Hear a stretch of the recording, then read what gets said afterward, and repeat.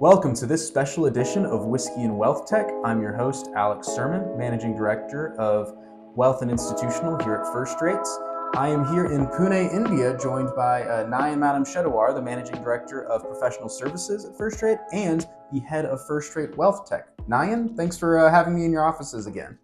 Thank you, Alex, for inviting me for this wonderful event. Well, we spoke 2 years ago on this podcast, so you're our first repeat guest and our first repeat whiskey with the Amrut Fusion. So Amrut, we really enjoyed the last time we had it, but something special's happened with this since we last spoke. So tell us a little bit about it. This is the first single malt Indian whiskey who has replaced Scotch and considered as to be the best whiskey of 2024, which is a pretty incredible thing for a Indian whiskey. Absolutely. So I mean, it's incredible that India is coming up in the world as an India, or as a whiskey market.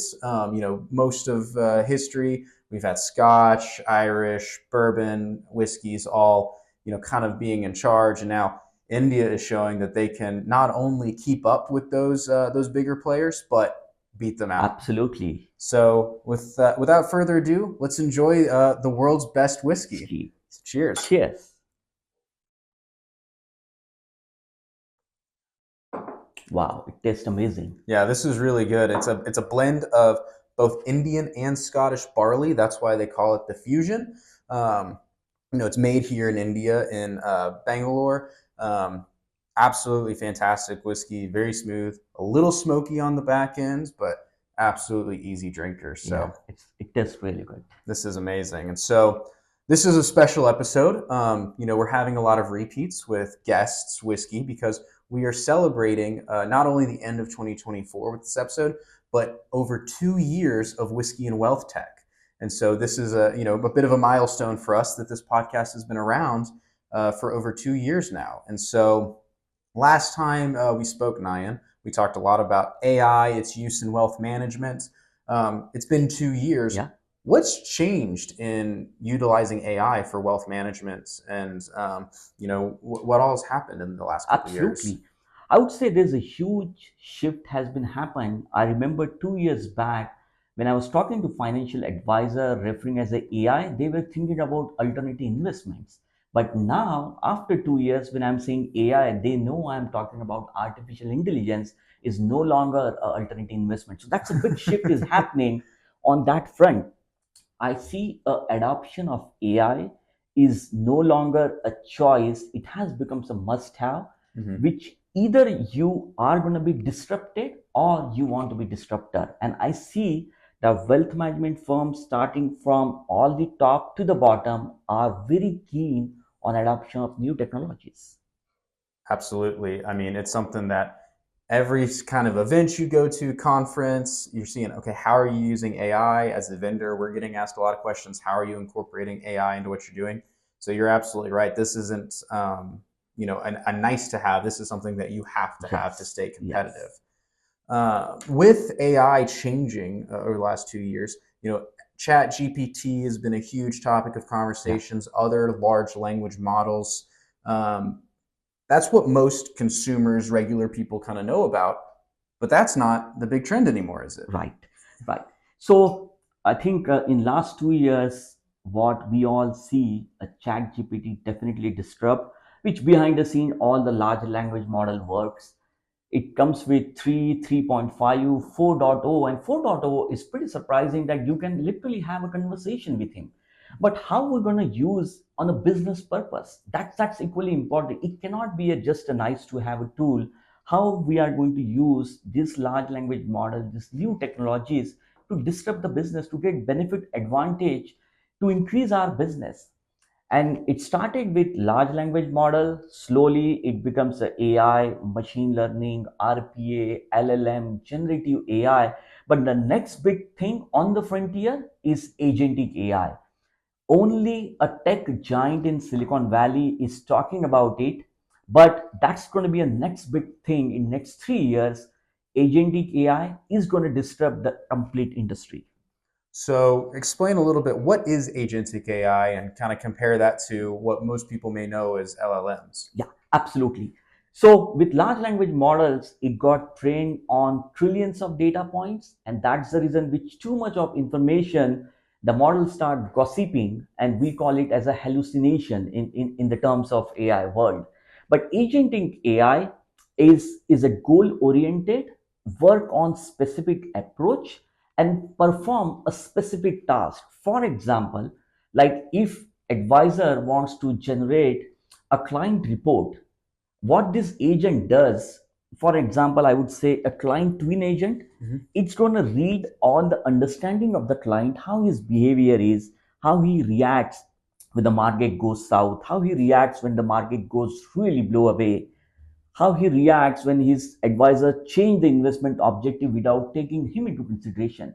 If this is all the behavioral knowledge of the client, if we feed into the agents, what this agent does, it reads the report exactly the way advisor is going to do, and based on that it generate all the relevant questions.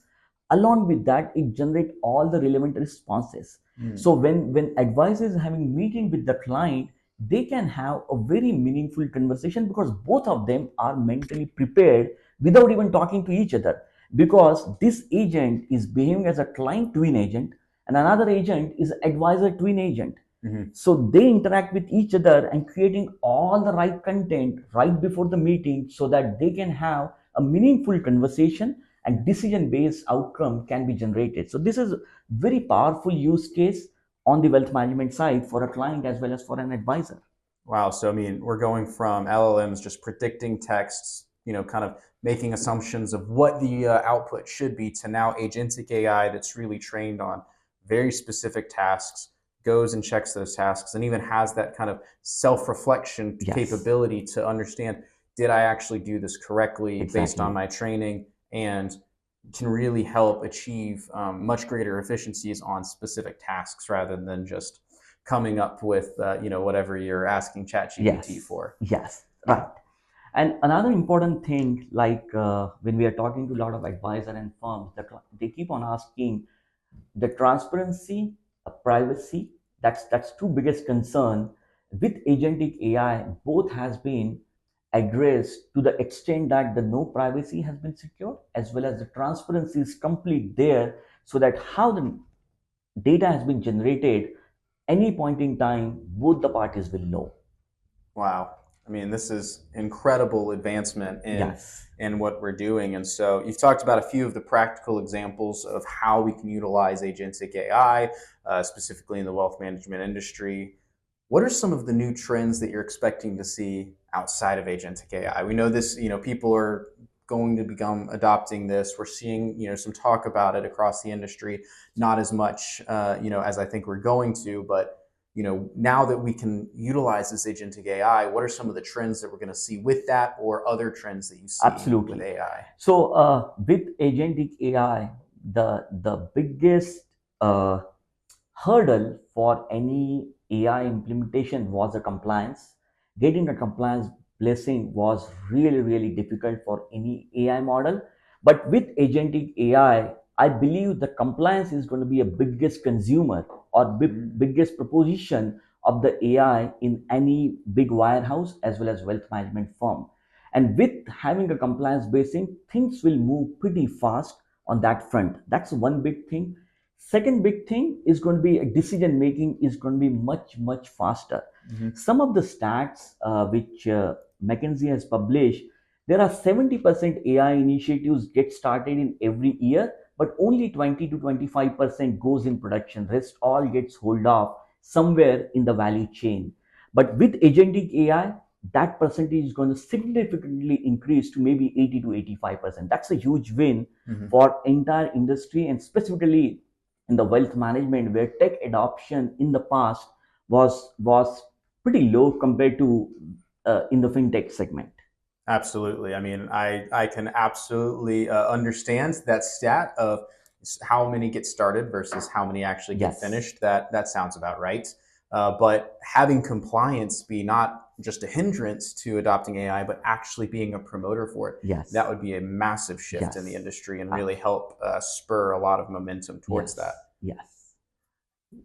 So that's incredibly fascinating. I'm really excited to see what First Trade is doing with Agentic AI, what others are doing in the industry, and how this can continue to move forward. And so, Nayan, I really appreciate your time today talking through this with us. And so, again, happy to have you on as a repeat guest for our first time doing this in celebration of our 2-year anniversary of Whiskey and WealthTech. We appreciate all of our followers and all of our listeners, sticking with us over the last couple of years and learning about AI and other things in Whiskey and WealthTech. And remember, we will be moving to a new YouTube channel, Whiskey and WealthTech, one word. The and is spelled out. And so for any YouTube viewings, please start going there. Starting in January 2025, we'll be moving all of our episodes over there. So remember to subscribe to that new channel. All of our other channels like Spotify, Apple Podcasts, those will all remain the same. So if you're listening on there, you don't have to do anything but continue to listen. So again, really appreciate all of you for sticking with us, and Nayan for being our first repeat guest. So cheers. Sure. Thank you.